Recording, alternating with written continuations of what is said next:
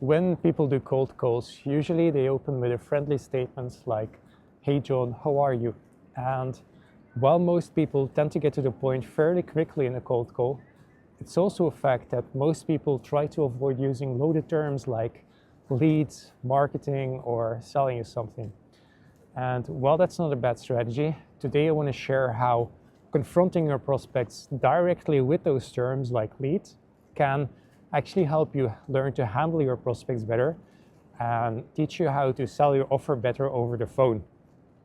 So generally speaking, it's a good strategy to avoid using those words like leads or marketing or words that trigger words that prospects are sensitive to, because when you do confront them with those words, usually they have like bad emotions around that.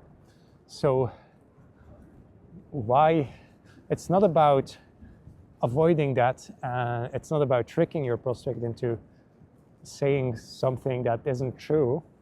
It's about learning how to navigate the conversation smoothly so that you can avoid digging into bad past experiences that may have nothing to do with you or what you're selling, but still they trigger it for the prospect because somehow maybe he feels like everyone who cold calls is about that. And so you want to learn to navigate that in a smart way, right? It's not, like I said, it's not about lying, it's about avoiding negative emotions and framing your offer in a way such that you're still saying it in a way that's true, but you're just avoiding the negativity. Because that's way you're giving yourself more of a chance of selling your offer and helping yourself. But secondly, you're also opening your prospect up to that possibility. And so you're also helping him as well. Now, so generally speaking, I would recommend that for beginners or sometimes even intermediate people, because if you were to confront them directly with leads or marketing, they're just going to panic. And so being direct can have certain advantages as well. But the thing is, you're going to be calling up negative emotions and fears that might even have nothing to do with you or even what you're selling. They're just because they have a general fear of being sold to, or they just have a fear of a bad experience they had in the past. And just because bad experience they had in the past doesn't mean that you're going to be the same or that, you know. So that's why I would avoid, that's why I would recommend like avoiding that as a beginner. But if you're a little bit more advanced or if you want the challenge, then you can actually try to be direct, because that way you can come across more sincere. Because most of the time, even though your offer might not be a typical lead platform commodity offer, usually if you're an entrepreneur, you're selling something that's a little bit more luxurious or bespoke, right? But it's still, to some extent, a little bit of a similar mechanism that you're offering. And so even though it might not completely hold true, it's still true to some extent. So that's why sometimes it's just good to be direct. And yes, you're going to be, you know, calling up fears, calling up emotions from the prospect. But if you then learn how to handle that in the right way, if you can show that they have no needs to worry, they can trust you, and if you can show that you can guide them, that you don't need to worry about leads and you can explain it in the right way, then that's going to be very powerful, because now they're going to know that not just are you sincere or genuine, but you're also honest, right? And you're also direct and you mean what you say, so they can trust you more. But it is more difficult because you do need to learn how to handle their fears. So, you know, it's going to be a challenge to portray that you are someone worth listening to. And on the one hand, you're going to need to empathize with them and be able to put them at ease, that you're not there to give them a panic attack or anything like that. So you need to calm them down. On the one hand, a little bit, even though you are direct, you still need to give them the feeling that it's safe. But on the other hand, you're also, if you are direct, you're also a little bit more challenging, right? And now it's your duty to perhaps dig into some of the reasons of what actually went wrong with that offer. You know, why is it that they had bad results in the past? Was it a case that the service is at fault, the provider was at fault, or did the prospect just not know enough? Did he just not have enough experience to make it work? And was it just like a challenge for him?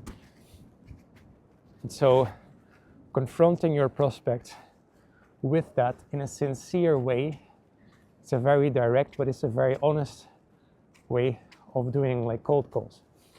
And if you can do that, then you don't need to avoid, you don't need to take corners. And you're going to come across a lot more sincere. But on the other hand, you know, there's also the danger, because you're going to have to solve a lot of problems that comes from damage that you didn't cause. You're going to need to solve problems that some other provider caused, because at the end of the day, that's why they feel bad about it. So you're going to need to do a lot of work that's not even necessarily your responsibility. And so I think on the one hand, that's a good thing, because you're sort of giving your prospects a reality check and guidance. But on the other hand, I think you need to understand the effects of both approaches, right? You need to understand being direct, why that can make you more sincere, but you also need to understand using tact how you can avoid certain dangers or avoid certain blocks or triggers that, you know, maybe have nothing to do about. Maybe you can just go around them, and it will make things a lot easier, and you can still be honest. So I think it's about understanding both approaches and knowing when you are direct, when is the right time to use that, and then also when is the right time to use a little bit more tact. So it's about understanding both approaches at the end of the day. And so, but if you are more direct, you're going to need to hold a little bit more of a challenging energy, and you're going to need to face them with your problems in a way that, you know, they still feel safe, but they feel challenged at the same time, in a good way, right? So I think for me, that's I just need to try that and do that and learn that, going about it in that way.